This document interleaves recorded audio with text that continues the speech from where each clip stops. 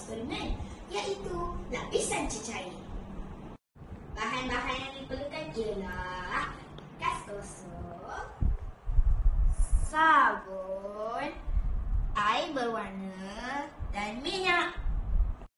Apa yang perlu dilakukan ialah tuang satu persatu cecair ke dalam bekas kosong. Mula-mula kita masukkan sabun.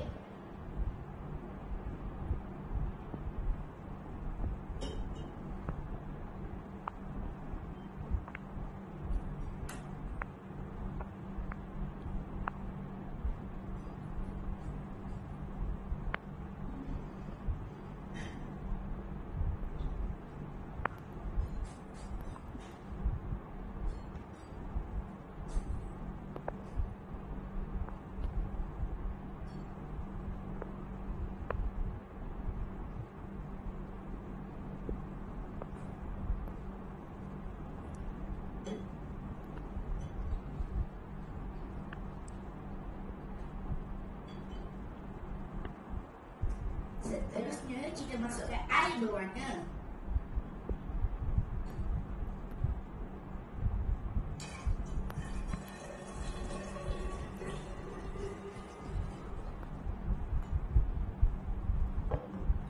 Sekali minyak.